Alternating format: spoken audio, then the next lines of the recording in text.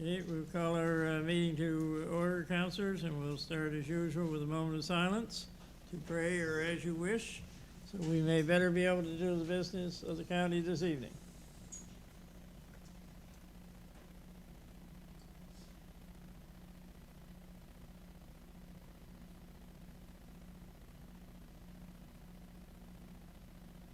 Thank you.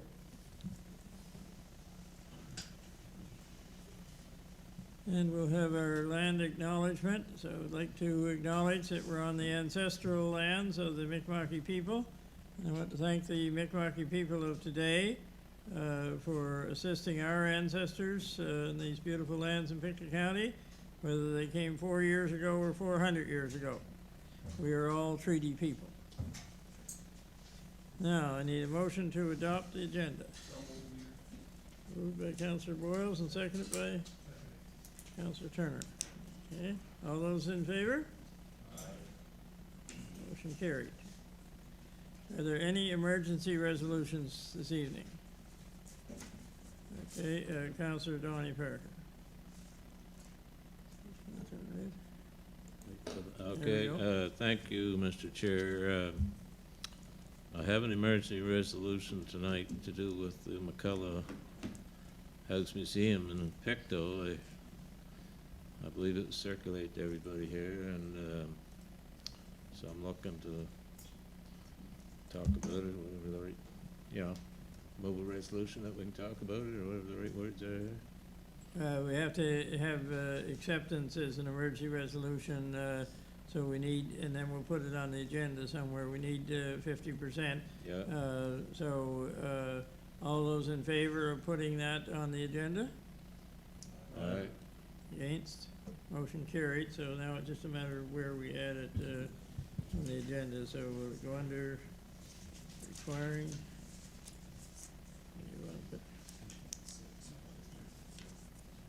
Okay, we'll go after our resolution then 10.6. And that will be to do with the museum in Pictou here. Okay, are there any other emergency resolutions?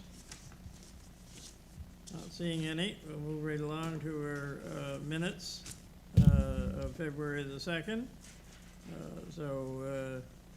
Are there any errors or omissions for the February the 2nd meeting, our regular February 2nd meeting? Any errors or omissions? Go ahead, Councillor Turner.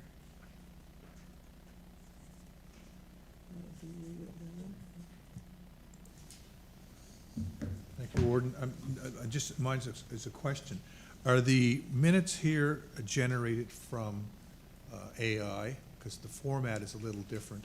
There's not as much input from each councillor regarding each one of the topics. So it just seems the format is a little different, and there doesn't seem to be as much content from the councillors. So that I've noticed. Go ahead. Yeah, so they are generated from AI. We do video the meetings. We do archive the meetings. We do get a raw transcript from AI, our transcriptor, so everything is documented that way.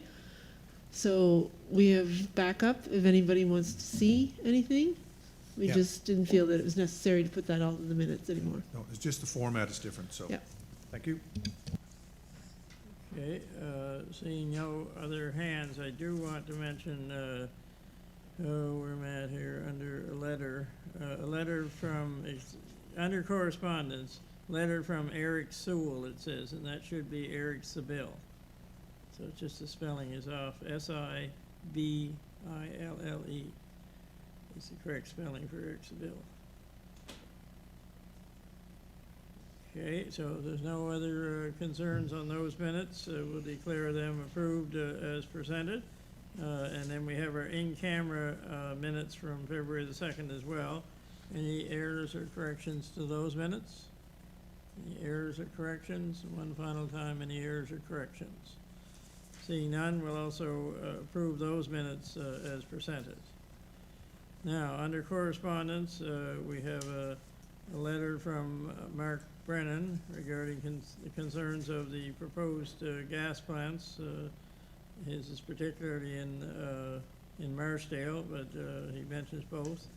and a letter from Municipal Affairs regarding budget highlights, and a letter from Eric Stackhouse, the Pictou Antigonish Regional Library regarding funding shortages. All important topics. Are there any comments on any one of those letters? Go ahead, Councillor Tony Parker. Thank you, Mr. Chair. This letter received from Mark Brennan, and everybody has it on their computer, whatever they're, it's to do with the natural gas plant over in Marchdale. It's identical, I believe, to the one they want to put in Salt Springs. And I know Mark Brennan well. He's a well-respected resident of my district who lives in White Hill with his family. He's gravely concerned regarding the proposed power plants which are to be built in Pictou County. He lives about 3 kilometers from the Marchdale location for the natural gas plant. He believes these power plants should be built in an existing industrial park, and he's very concerned about the effects of the effluent on the rivers of Pictou County. Those are the same concerns that some of the residents, or most of the residents of Salt Springs have shared with me also. Our county is being told you are going to have 2 mega industrial gas plants built in their communities, and Mark Brennan doesn't want this plant built in his community. I've had a huge number of people from Salt Springs tell me they do not want this large power plant built in their community. In my opinion, there should be a better place to build these power plants. I think we'll get more chance to talk about this after our presentation tonight by Lori Matthews. Thank you, Mr. Chair. Okay, thank you. Are there comments on any of the other correspondence there? Go ahead, Councillor Wadden. I was waiting for you. Thank you. Actually, I have on 2 letters. The first is, of course, on the comments from the Municipal Affairs concerning the tax sale, and just what exactly our response is going to be, and if what we're doing now within the audit committee, if that's going to be explained to them as far as the concerns with what we're doing with the tax sales. Is that? That's under the executive meeting. Oh, okay, Yeah. sorry, okay. Okay. Okay, then the second then is on the library then, if I could just do that. And you see my Eric's letter to council that even though the government is saying that our budget our money hasn't changed from the province, it has, because that bridging financing that they provided for the last number of years is not there. And of course, just the minimum wage has gone up so much that it has impacted the libraries extremely badly. So although the province is claiming that the libraries weren't shortened on their they didn't receive a cut on their money, they actually have. When you look at the money they have received for the last 7 years hasn't changed, and what has changed has been that bridging that they came to depend on. And again, they weren't aware they were not going to get that. So I just want council to be aware of that, and that it's a very scary time out there for a lot of the not-for-profits. That what's happening within the province right now in this budget has a lot of people very nervous as to what's going to happen to them. I will say that I was on a conference call, or I guess they call them Zoom meetings now, sponsored by NSFM, and Paul LaFleche, who's the Deputy Minister of Municipal Affairs, was there answering questions along with Valerie Potty, I think it is? Bunjay, okay. Yeah, close guess. But anyway, so I brought up the library one when it came time to ask questions, and I got the answer about what you just said, Councillor Wadden, was that, well, they should be happy. They didn't get cut. You know, a lot of other people got cut 20%, so they should be happy. But, you know, I told them, well, they've been on the same pay level, though if you had the same pay level for 5 or 6 years, you wouldn't be too happy neither, because the price of everything going up. But now he kind of flipped it around and said, well, how happy you should be with the fact you didn't get the cuts. But I didn't sound like he was considering making any changes to it, that's for sure. It was the province that initiated the minimum wage, the increases in minimum wage, which I'm not objecting to, but no money came along with that, and that made a huge impact on the salaries for the libraries. And again, they're expected to raise 5% each year themselves, and The money's just not there for them, the time and the effort to get that more money raised for just the wages alone. It's just unbelievable, the strain he's put the libraries under. No, it's unfortunate what they're doing. There was a lot of effort put on to try and get an increase, and there didn't seem to pay off at all. Okay, any other concerns or comments on any of the three letters?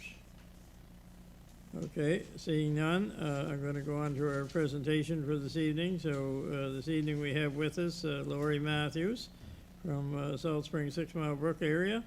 And that's where one of these gas generating plants is proposed to go, not far from her home, an ancestral home for a lot of generations.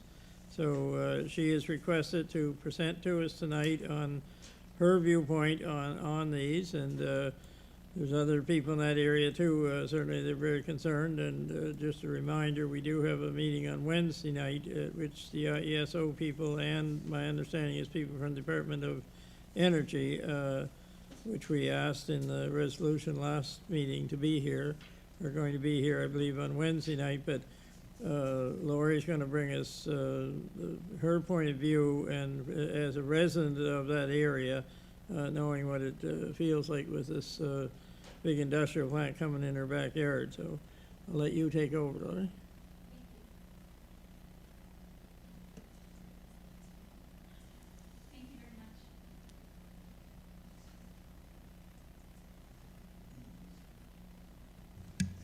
Thank you. Good evening, and thank you for the opportunity to speak. My name is Lori McCullough. I'm a registered nurse and a registered cardiology technologist. I am currently completing a Master's of Nursing Nurse Practitioner program at Dalhousie University. I hold a degree from St. FX and practice locally as a registered nurse. I'm a 7th generation resident of 6 Mile Brook in Salt Springs, Pictou County, and I reside approximately 1 kilometer from the proposed fossil fuel plants. Since December, I have engaged with a group of local community members committed to examining this project through an evidence-based and community-informed lens. Our collective work has focused on reviewing available data, consulting credible sources, and fostering informed dialogue. This is all to better understand the potential health, environmental, and social impacts of this proposal.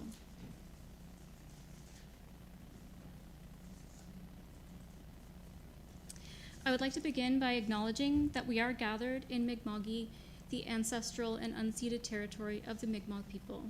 These lands fall within the territorial lands of Pictou Landing First Nation, whom I recognize as the past, present, and future stewards of this region. This territory is subject to the peace and friendship treaties first signed in 1726 between the Mi'kmaq and the British Crown.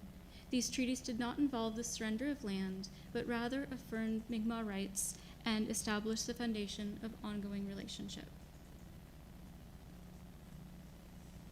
Although I oppose the fossil fuel plant in rural Pictou County, the importance of employment, economic stability, and grid reliability in community planning is essential.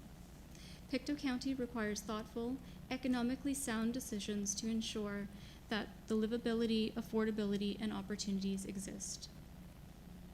Strengthening the local economy and maintaining reliable power for Nova Scotians are legitimate and essential priorities. However, based on the publicly available project documentation, the long-term economic benefits of this proposal are limited. The proposed facility is a 300 megawatt natural gas generating station, with diesel fuel anticipated to be used 20% of the time.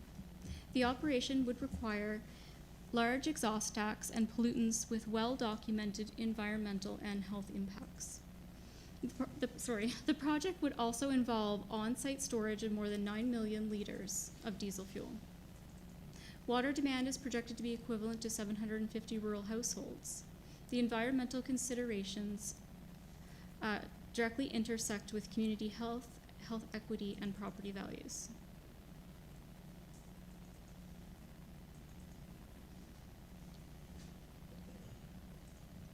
The proposed site is located in Salt Springs, in close proximity to residences, schools, significant waterways, and Provincial Park.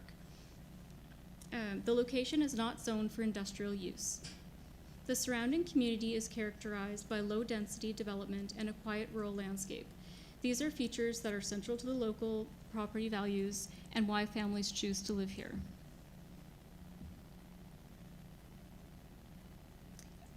This proposal involves a privately owned, for-profit industrial facility to be located in a rural residential area of Pictou County, less than 1 kilometer from our homes and properties.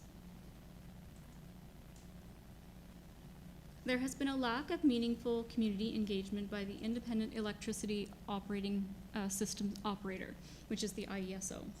Statements from First Nations communities state engagement has been troubling, inappropriate, and dismissive.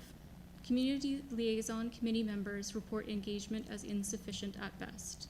Meetings were canceled, answers were scripted and vague, and information was not forthcoming. The timing of the environmental assessment release during the holiday season with limited public notice demonstrates a lack of respect for Pictou County. There is also a lack of transparency in public notices and media. The project's positive framing and the absence of full contextual information in engagement materials required many community members to independently locate, interpret, and share evidence based on those details to ensure accurate public understanding of the proposal. There is a significant gap between the promotional framing in IESO public statements and the project's documented characteristics. Meaningful community engagement depends on transparent, complete, and fact-based communication of scope, impacts, and long-term planning.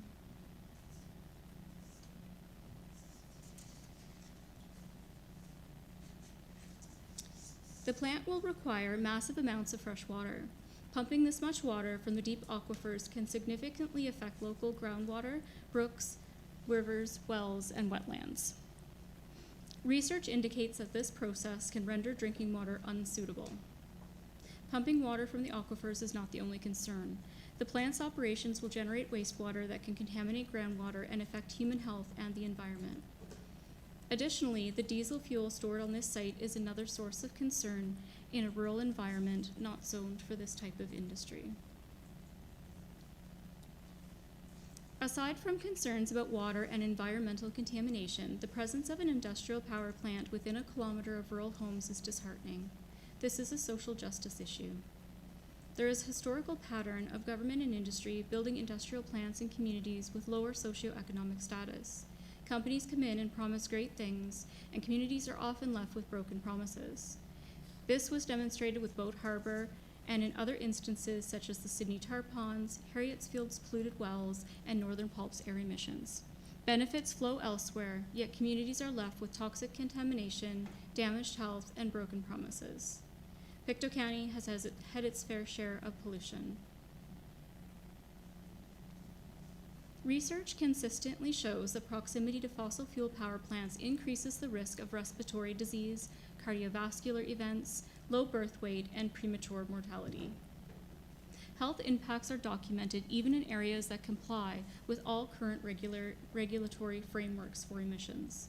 Rural Nova Scotians already experience worse health outcomes and reduced access to health care compared to urban populations. The intersection of rural locations, lower socioeconomic status, aging demographics, and environmental burden creates compounding inequity.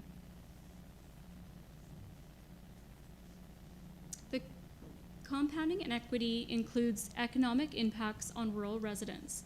It is well documented that property values in communities where power plants are constructed plummet. This is due to real and perceived health risks. Gayer et al. In a study demonstrate that prices decline significantly in homes near industrial sites, even when contaminants are perceived and not confirmed. The Government of Canada's Mortgage and Housing Corporation reports that suspected contamination, environmental risks all reduce home marketability and assessed value. Indigenous communities in Pictou County, particularly Pictou Landing First Nation, have already endured decades of environmental racism from the Northern Pulp's mill in Boat Harbor. Sitting another polluting industrial facility in Pictou County perpetuates environmental injustice and violates principles of reconciliation. The conditional environmental assessment approval granted on February 19th, 2026 is not the final decision. This project cannot proceed without additional approvals, including at the municipal level. Before this facility can be built, IESO must obtain rezoning and a development agreement with the municipality. I understand that rezoning and development agreements will come before council, and this represents a direct opportunity to protect the communities. The draft municipal planning strategy states that intensive industrial use shall not be permitted in the general zone. If adopted, this strengthens the legal basis for council to decline. This proposal does not exist in isolation. Premier Houston's government has made its intentions clear. Offshore natural gas extraction, expanded resource development, and industrial energy infrastructure are provincial priorities. The decisions made about Salt Springs will establish a framework for evaluating future proposals. If a 300 megawatt fossil fuel facility can be situated in an unzoned, low-density, rural, residential community with inadequate consultation over the objections of residents and First Nations, then no rural community in Nova Scotia is protected from similar proposals. Fracking, mining operations, additional generation facilities, the precedent set here will be cited in future applications. Rural communities across this province are watching how Pictou County is treated. They're asking whether the rights, health, and property values of rural Nova Scotians carry the same weight as those of urban populations, or whether rural communities will continue to bear the disproportionate burden of industrial development. The decision here is not only about Salt Springs, it sets a precedent that will impact rural Pictou County for generations to come. Thank you very much for your time. I do have a list of references that I can provide after. Thank you. Okay, thank you, Lori. A lot of good information in there, and I guess I would like to say that this council has some role to play. Unfortunately, most of the decision-making power is with our provincial government, but there is an opportunity once we get to a certain point. Brian, you can correct me if I'm wrong here, but I believe the proponent has to be chosen before we have a development agreement come forward. The IESO, can we have a development agreement requested with them, or do they have to put it out for request for a proposal and get a proponent first?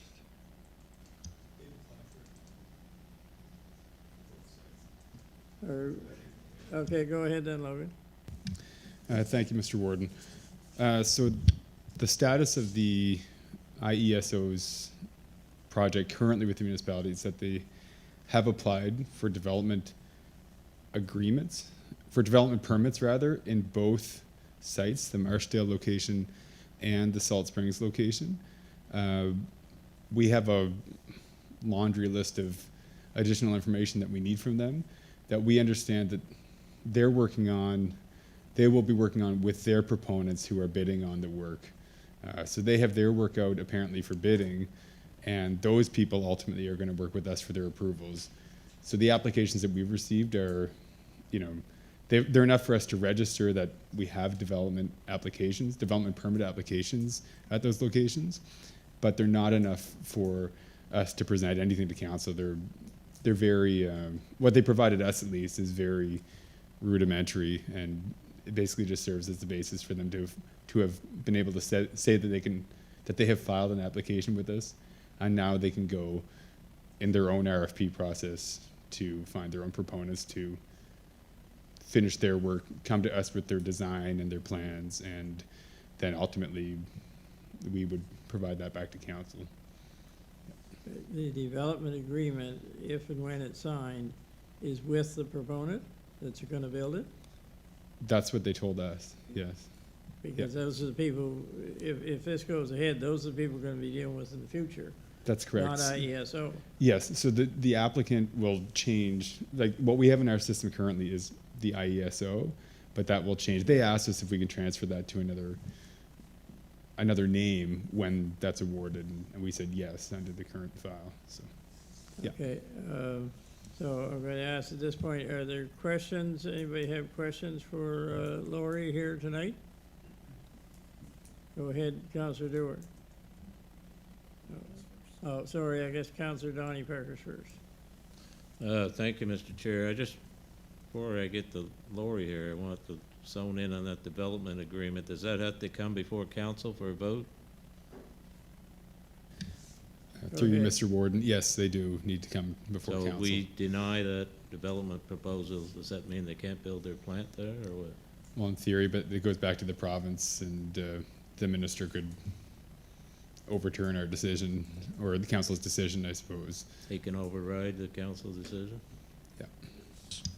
There's an appeals process built in. So if council rejects the development permit, they can apply to it's actually to the Nova Scotia Regulatory Appeals Board. So the UARB, what used to be known as UARB, handles the initial appeals on all planning matters, and from there it can go as high as Nova Scotia's Supreme Court. If you get Can- denied, they can appeal and appeal and appeal. Yeah.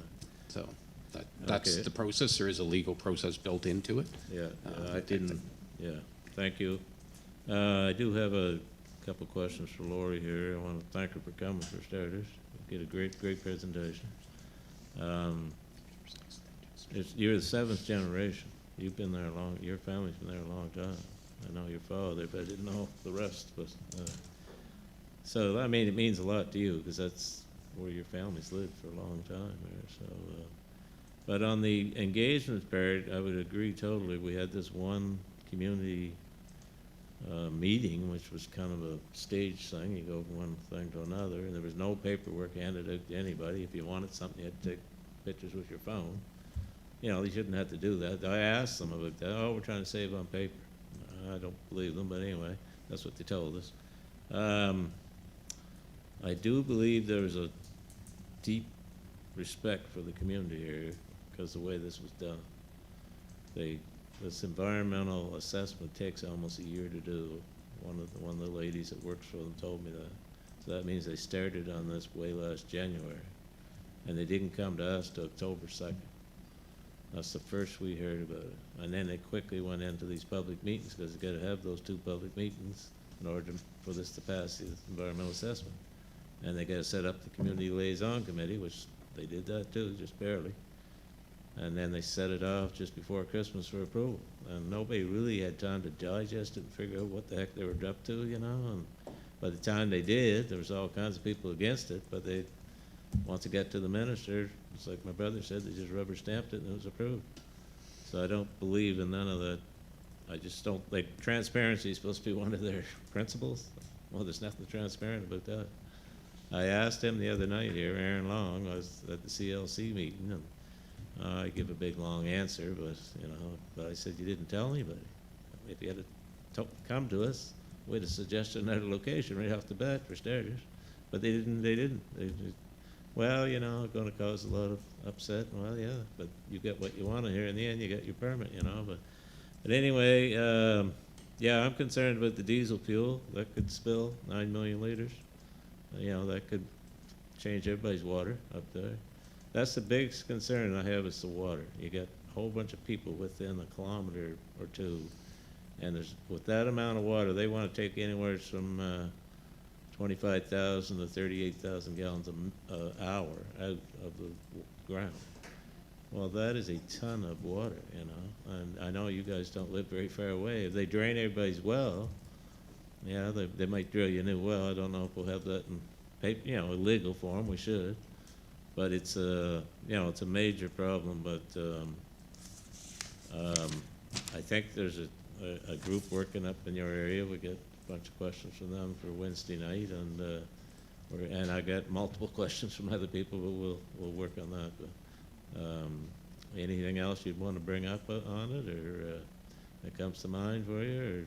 I just think thank you all very much for your time. I don't want to take up too much of it, but I think primarily, on principle and due to the fact that this would set precedent for various other places in Nova Scotia, I feel that it would be important for council to consider not providing that development permit to the proponent, whomever that is, just strictly because it's not zoned for industrial use, that particular location. And that would set a precedence to say that rural Nova Scotians, we don't want to be taken advantage of. We don't want heavy industry in our backyards. There are places that are zoned for industry, and that's where industry needs to be. Otherwise, it's very difficult to, to move to somewhere else rurally in Nova Scotia or in Pictou County with thought that place will also not be protected. There are certain expectations people have when they move and when they invest everything they have into a certain property. The understanding is that it is zoned for rural residential. And for there to be permissions there for a large industrial facility with all the dangers and all of the concerns that come with that, to be put somewhere like that, that doesn't say much for what protections are available and what we can really do. And I think that's a bit tragic, honestly. Yeah. Thank you. Thank you. Okay.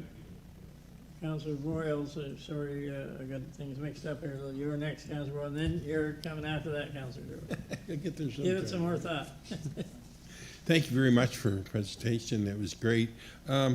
Just, a few things. I was, where you were saying that it could be detrimental to our health, these facilities, and as you all know, that Trenton, we've been after getting Trenton out of there for years and years. Finally, it's supposed to go in 2030, and it better.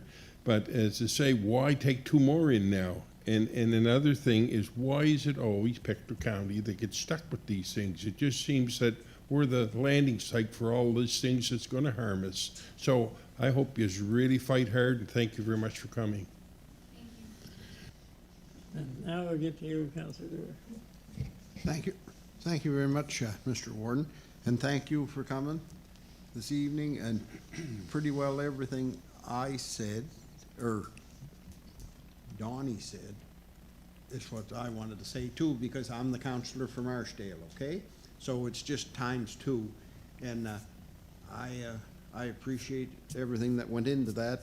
I have been talking to quite a few people from your area as well, and there's certainly a lot more at stake in Salt Springs than there is in Marshdale. See, I only have so many houses up there, right? And you fellas are tenfold that as far as families and farms and houses and everything. So I think just keep doing what you're doing. You got to beat the weeds like really, really hard, dear. Like the only way that people will change their minds is if everybody is together with it, okay? And you know that. And so every time we have a meeting, you find out something else. Like the wells aren't working in our part of the country. There's no water over there. All they had to do was go up the road a mile and a half, and they could have seen a face on the quarry up in Glengarry that's likely 200 or 300 feet, maybe more, 400 feet, nothing but solid rock. So it costs a lot, and it costs more if they can't find water. So they were saying about the 25,000 gallon. The other night they were talking about 450 gallon a minute and up a minute. That's a lot of water coming in. And the picture she had on there, that's important too, okay? That's something we're all used to, because I got a river running through my land in a few places and a few brooks and everything, right? And once they get destroyed, they're no good for anything. They wouldn't be even any good to water cattle once the wrong stuff gets into them. And how do you figure on knowing how big the tank is for 9 million liters? Like how many tanks or how many whatever you would need to store that?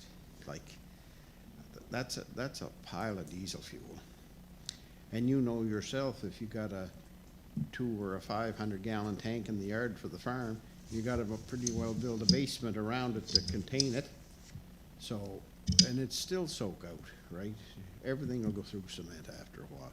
But anyway, I'd like to congratulate you for what you're doing and wish you the best. And what we're really doing here, it's not so much we're against this, but we got to look after the people that are already here, and we got to look after our water.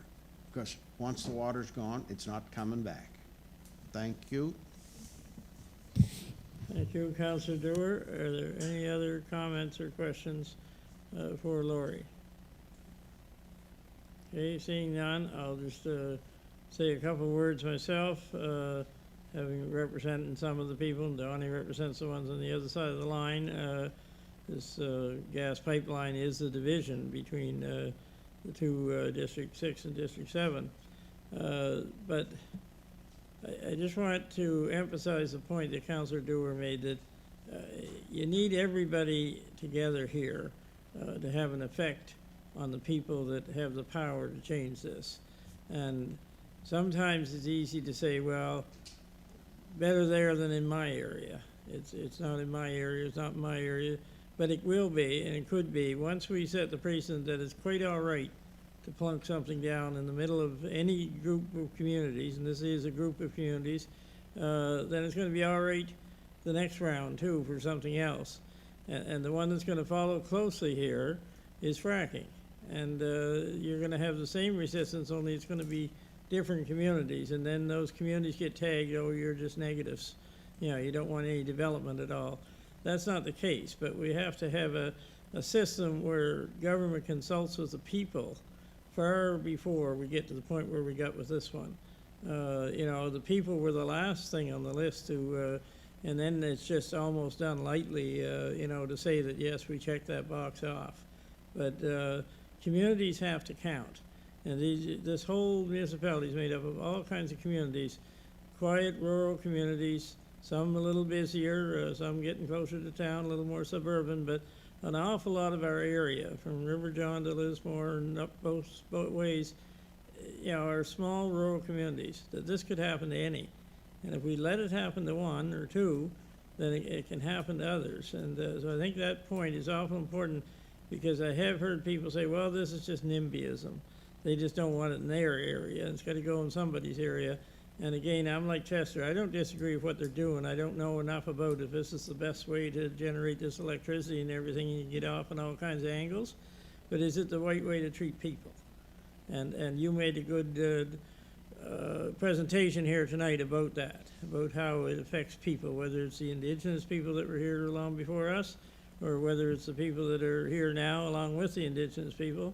But it affects everybody, and so I thank you, even though we're going to have a presentation Wednesday night, for coming and giving it more from a community perspective. That's going to be more from the proposal and the industrial perspective. But I think we have to balance that with the community perspective. So thank you again on behalf of council for the presentation tonight, and I'll echo Councillor Dewar's comments again. I wish you and those working with you all the best. Okay, we'll move right along on our agenda here to the businesses, or to the business items not requiring action, and the only one is the New Scotland Business Park report. Are there any questions on that report? Seeing none, we'll move right along to our resolutions. The first one is Councillor Wadden with the water meter tender. Go ahead. Thank you, Mr. Chair. Resolution, whereas the municipality of the County of Pictou issued requests for proposals for water metering upgrades for its water utility, whereas based on proposals received, including pricing, benefits to residents and customers, efficiency, and other factors, municipal staff recommended that Neptune be awarded the contract. Therefore, be it resolved, the municipality of the County of Pictou approve the recommendation from staff that Neptune be awarded the water meter contract, which includes an AMI cellular option for a cost of $422,961.11, including HST, dated at Pictou, Nova Scotia, the 2nd day of March, 2026, signed by myself, Councillor Deborah Wadden, and seconded by Councillor Palmer. So second. Okay, it's been moved and seconded. So I'm just going to mention here, in Councillor Turner mentioned earlier about the difference in the minutes, we would normally get who the bidders are and what the different levels of pricing were. So we won't see those anymore. I take it we're just going to be given what the winning bid was and the name of the company and the number, but not what the competitive bids were. I guess I'm looking for somebody to answer that question, if that's all we're going to see from now on? You see the competitive bids at the committee At the level, committee level? and then you're just accepting the. And those minutes are public then, so Right. that will be, yeah, I just think it's important for the public to know who bid and how close they Yeah, were. this isn't a change. This is. This the- is the same as it was? Yeah. Okay. Yeah. I thought maybe it was with everything else that was changing. Okay, are there any questions on this resolution? It's been moved and seconded. I'm not seeing any. All those in favor? Aye. Motion carried. Now we'll move along to the mobile generator tender. Councillor Bailey.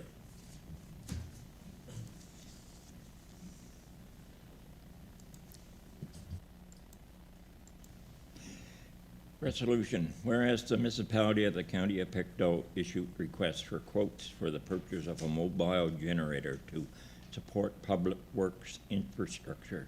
Whereas based on the proposals received, including pricing, warranty, and other factors, municipal staff recommend that Sansdom be awarded the contract. Therefore, be it resolved, the municipality of the county of Pictou approves the recommendation that Sanson be awarded the contract for the mobile generator for a cost of $133,950, dated at Pictou, Nova Scotia, the 2nd day of March, 2026, moved by myself, Ronald Bailey, second by Councillor Wadden. Okay, it's been moved and seconded, the motion to purchase the mobile generator. Are there any questions on that resolution? Seeing none, all those in, oh, sorry. Yep, go ahead. Oh, Sorry. all over around me, too I close. jumped the gun. Go ahead, Councillor Bowman. I jumped the gun for the next resolution. Oh, so you don't have a question on this one? Okay, then we'll go back to, yours is on this one, Councillor Yeah, Bowman? that's a lot of bucks. What's this gonna be used for? I'll let Logan answer that question. Thank you. Through you, Mr. Warden. To Councillor Royals. This generator is something that was identified in the capital budgeting exercise earlier this year, and actually following Hurricane Fiona. So what it's going to be used for is primarily powering things like sewer lift stations during significant power outages, like we had seen during Hurricane Fiona, that big snowstorm there last year, whenever that was, these types of things, just to ensure that our systems can continue operating and prevent, prevent downtime caused by those power outages at the lift stations. So, you got more than one lift station, right? And you're only getting one generator. The good thing about this it's a mobile generator, so we can take it around. You have to do it strategically, like you mentioned. So what you would do is chase it up one system, so say Hillside, then you would chase it up McClellan's Brook, wherever you have these outages. But you do have to take them around to different sites. So you do have to do it strategically as you do it to make sure that you're pushing the flow from the right areas out, and also that you're hitting the most important areas first, or the most at-risk areas first, I guess. Yeah. Thank you. And I would add, Councillor Boyles, even though it's a lot of money, we paid a lot of money, because I was signing the checks for it the last couple of times when the power was out extended, for the sewer companies to come and pump out each one of those stations. There was a lot of dollars went out at that time, so we will save some money too. Out anyway, if there's when there's the melting, all this snow we're having now, when that starts to melt, you're gonna have to turn around and have them pumper trucks back to do some pumping. You won't be able to handle it if they didn't. Is that right? Thank you again, through you, Mr. Chair. You're correct, Councillor Boyles. There are still times that we find that we do need to do pumping. We do expect for certain areas, and we've observed certain areas improve with needing less pumping over the past little while, thanks to some improvements that we've made. So that's what we're trying to do, is continue to make our systems as, you know, watertight from things like snow melt and storm events and things like that as possible, but also give us this backup for when we ultimately need to do some additional pumping. I see the backup, and I'm just wondering, I mean, there's the, it's good to have the generator if it's gonna, gonna work, I guess, to cut down on what, but that's not gonna wipe us out on what we're gonna be paying for these pumper trucks. No, you're correct. Thank you. Thank you. Okay, I don't believe we had the vote yet on the tender for the mobile generator. So if there's no further questions, all those in favor? Aye. Against? Motion carried. Now we'll move along to Councillor Palmer. It's in a hurry. I was just getting ahead of the game.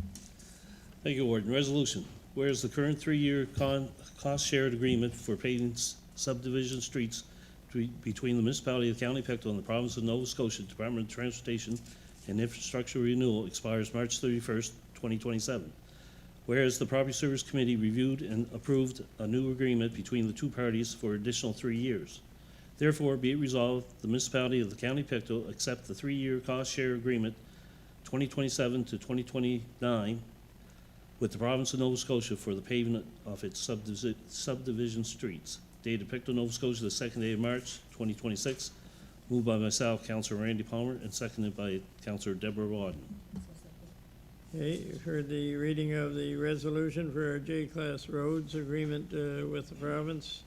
Any questions on that resolution? Okay, seeing none, all those in favor? Against, motion carried. And now we'll move on to our A1 policy, AI policy. Councillor Turner. Thank you, Mr. Warden. I'm not gonna read this whole thing. It's Good. 5 pages long. Good. But I will read a portion of it here, so we'll get the essence of it. Resolution, be it resolved, the municipality of the County of Pictou approve the following resolution to accept a generative AI policy. Policy statement. The municipality of the County of Pictou, the municipality recognizes the potential of a generative artificial intelligence, Gen AI, to enhance municipal administration efficiency, service delivery, and public engagement. The municipality is committed to ensuring that the adoption and the use of generative AI technology is responsible, ethical, lawful, and aligned with public sector values. The policy establishes clear expectations and safeguard for the acquisition, development, and the use of generative AI by the municipality. It is intended to balance innovation with accountability, protect individual rights, excuse me, comply with applicable legislation, and maintain public trust. The municipality will foster a workplace culture that encourages employees to use generative AI responsibly and to raise concerns regarding ethical, legal, and operational risk without fear or reprisal. So that's the policy statement, and the other parts you can read, the definitions, the roles and responsibilities, staff. But the other part that I'd like to highlight here is the number 8 is a review. This policy shall be reviewed periodically and updated as required to reflect of legislative changes, technological developments, and best practices.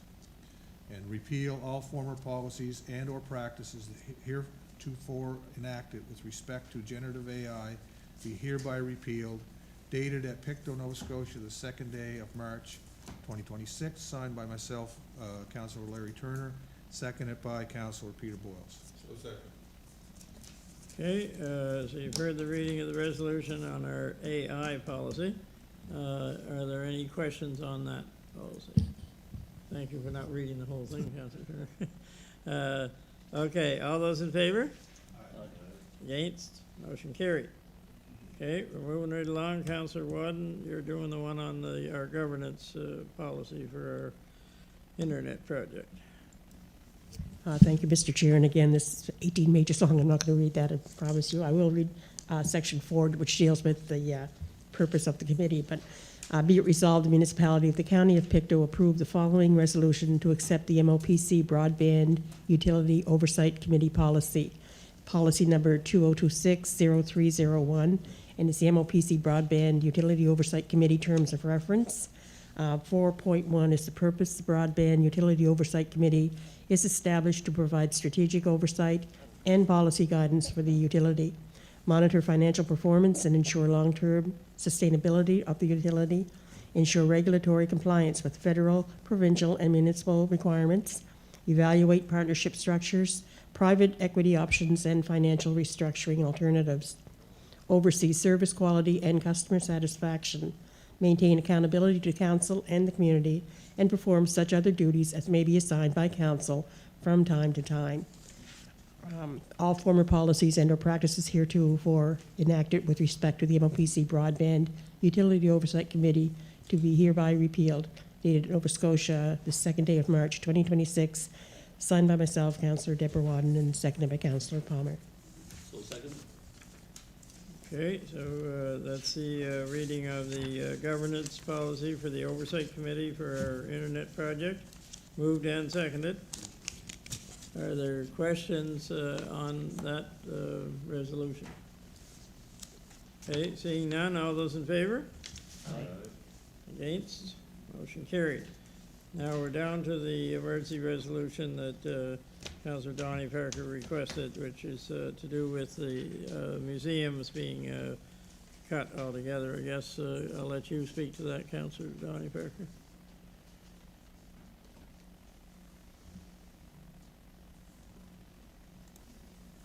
Thank you, Mr. Chair. Everybody has it in their package there. This email was sent out by Dan Curry, as the board chair at the McCullough House Museum, Hector Genealogy Center. Everybody's aware, I believe, that the province is closing 12 museums there in the province, and this one happens to be one of them. Which is a darn shame, because this is a great museum here and a great resource for the community. Last year they had 1,734 visitors. They sent me a bunch of their numbers here. They're like the cost to keep the museum open is about $165,000 for the museum, $68,000 for the genealogy center. The revenue taken in is $132,000 last year. 83,000 comes from the province for the museum, and then there's what they call CMAP, Provincial, 17,500 for the genealogy center, which is going to be reduced by 20%. So I mean, this is a huge cut to every museum there that's getting chopped there, and I just he wanted me to bring it up with council here tonight, Dan Curry and my other colleague Terry Dunbar, maybe he's a councillor for Pictou. Anyway, he's going to bring it up at Pictou Council, but we're trying to figure out what to do. We've got a meeting tomorrow at 10 o'clock and another meeting on Saturday with Marco. I think it's 10 o'clock. How do you solve this problem, you know, and what do we do? And one good thing that did happen today is, I have it here somewhere, but there's a $500,000 grant committed by the River Phillip Foundation, which is in Oxford. I think it's Mr. Briggs. 500,000. He's committed 500,000 in an effort to help the rural communities keep their museums open. So if you split that up 12 ways, that's 40 grand or more each, which is a great thing for a fellow just to offer up, you know. It's like Sobeys here, similar idea, you know, something. But so we're trying to figure out what to do, I guess, and how to raise funds to keep this open, otherwise it has to close. And the Genealogy Center is a really unique place that people can look up all their family history and everything else there. But so I'm just throwing it out there. But what do the councillors think around the table? Any ideas on that? Or I'm going to turn the chair over to Councillor Palmer for a minute so I can speak on it myself. But if there's somebody else who wants to go first, that's fine too.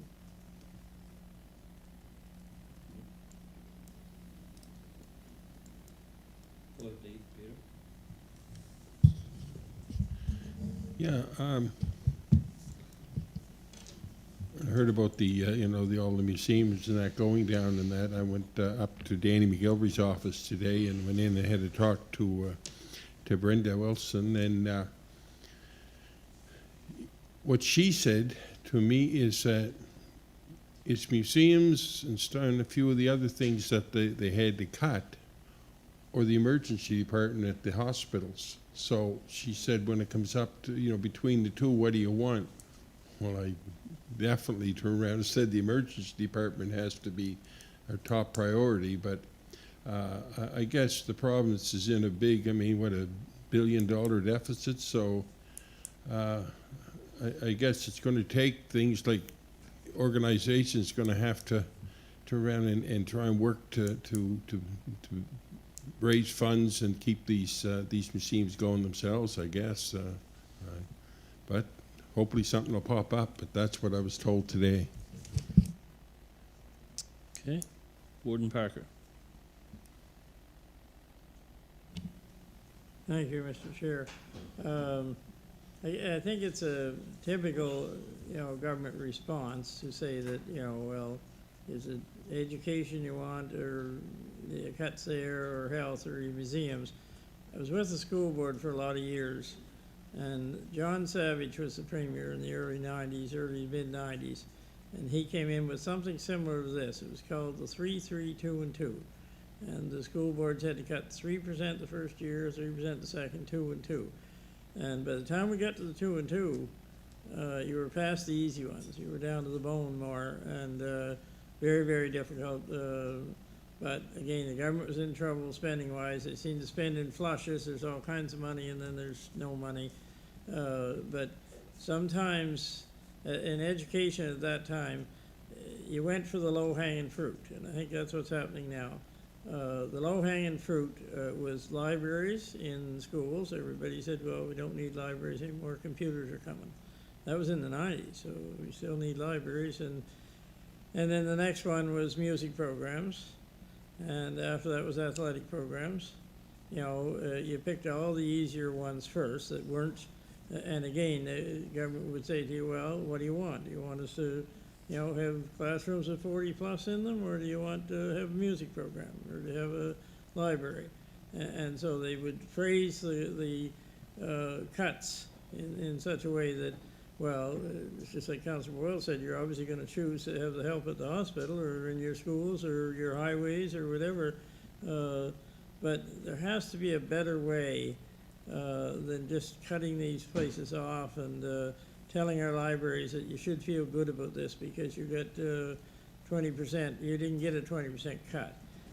Now, Councillor McKeel is sick tonight, but she did call me just before I come into this meeting and asked me to bring up when this one came up about McCullough House, about the Fisheries Museum in Pictou. They're being cut by 20%. So they're, I guess you could say, again, if you're misery likes company, so if you're comparing to McCullough House and the genealogy, well, they're lucky. They're still there. So somehow you're painted as lucky, even though you're getting cut. And she said also the students, they probably wouldn't be able to get students this summer that they normally get for these, and for a lot of other places around our county. So as much as I can understand the government has to face the cuts, I think they need to do it in a different way. There has to be a better way than just these institutions, and I talk about the McCullough House and the Genealogy Society in particular.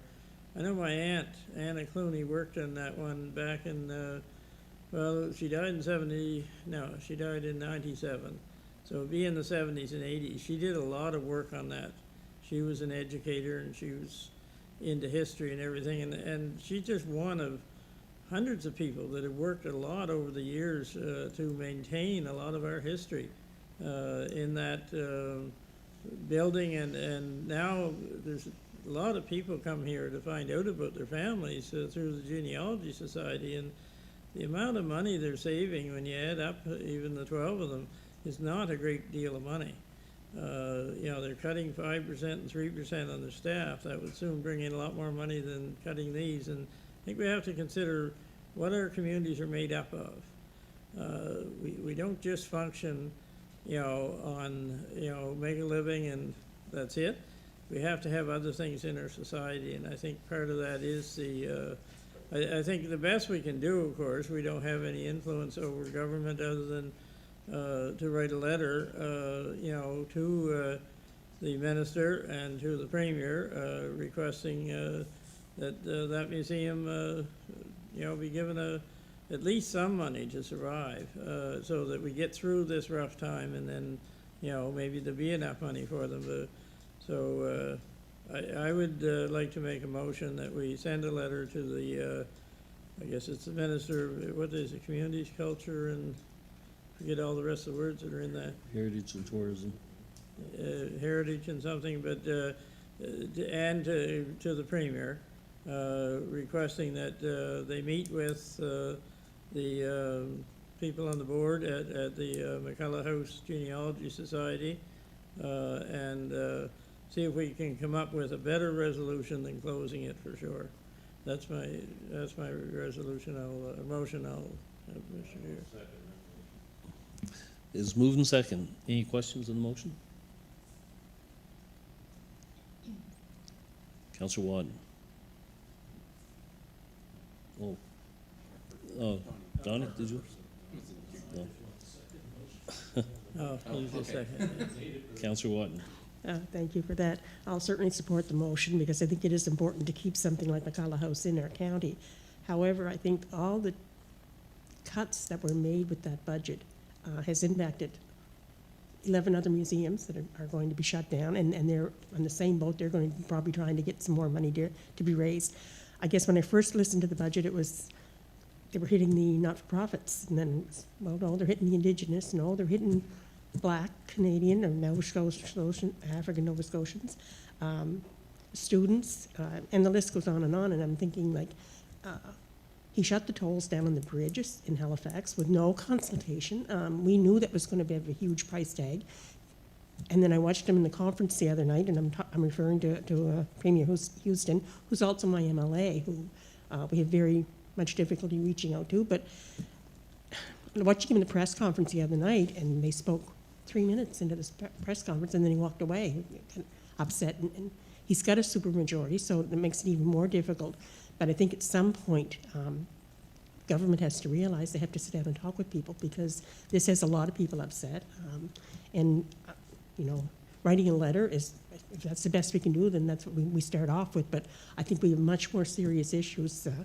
Even tourism has been hit. So, like in the province, that's one of the biggest industries. So, like, you're kind of robbing Peter to pay Paul. It's not going to get us anywhere. So, like I said, I will support the letter because I want to do anything we can do to try and save McCullough House and all the other museums like that. But I think there's some huge changes that are very difficult to understand with no conversation coming from the province. Thank you. Thank you, Councillor. Is there any other questions? Seeing none, we'll call for the vote. All those in favor, signify by saying aye. Aye. Count by nay. Motion carried. Turn the chair back over to the warden.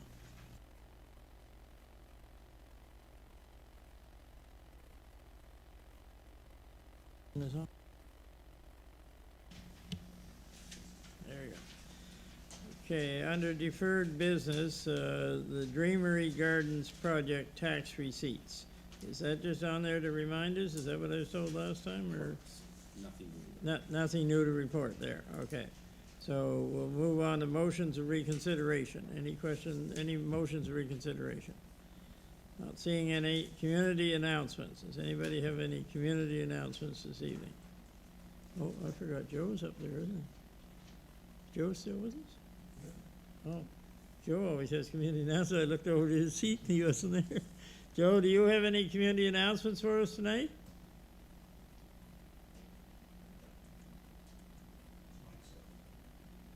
Turn your mic on.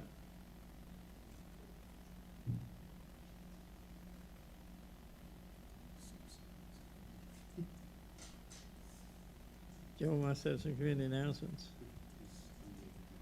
Okay. Do you have any for us, Joe? Not coming through, is it?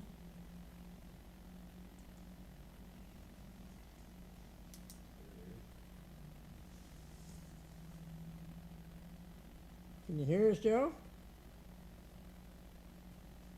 We're not hearing you. Something wrong.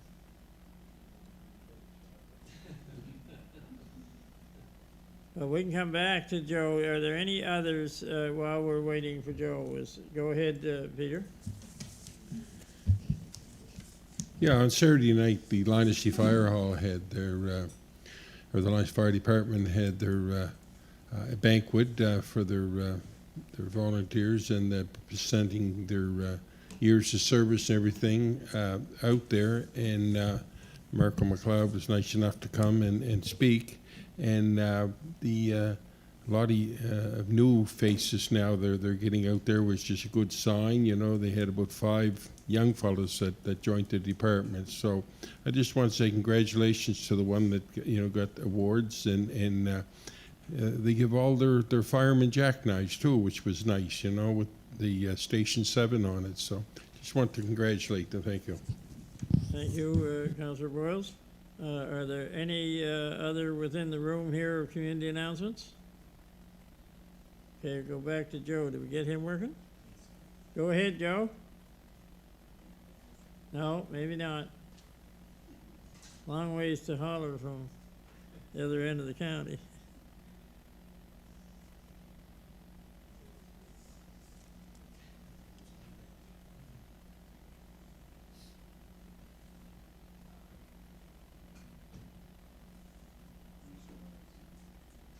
Not going to work, is it?